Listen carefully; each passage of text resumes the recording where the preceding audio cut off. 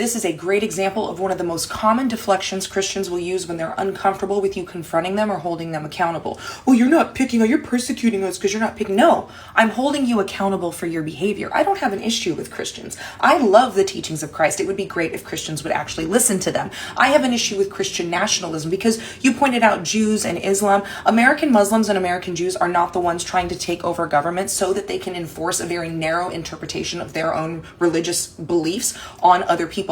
That's called a violation of religious freedom, because we are not a country founded on Christianity. We're founded on religious freedom because our forefathers, many of whom were deists and agnostics and atheists, knew and understood that it is important to have that freedom and that separation of church and state, because you cannot have freedom of religion unless you have freedom from religion. My issue is with Christian nationalists who want to take over government, enforce their religion and their lifestyles on everyone else, and somehow think that they're being persecuted if they don't get special treatment. We're confronting your hypocrisy, because nothing says hypocrite a little bit better than saying you want the 10 commandments in schools, but you don't want to feed the kids that go to that school. Or you're so pro-life until the baby is born, and then you want to cut resources that help that baby. You don't want it to get fed. You don't want good funding to public schools. You don't want equal access, especially if that baby happens to be brown or its mom is a single parent, because of course, punish the parent who stayed, because y'all don't believe in patriarchal accountability at all. And you're going to claim Christianity and we're doing the right thing and we're God's chosen soldiers while you defend,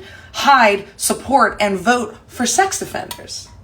So no, I don't have an issue with Christians. I love the teachings of Christ. I love Christians who act like Christ. My issue is with Christian nationalism and its infringement upon the rights in our Constitution for every single person here.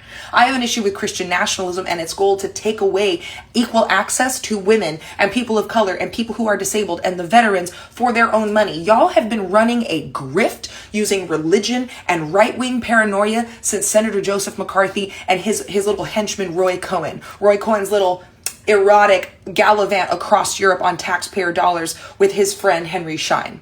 You guys have been running this grift since then.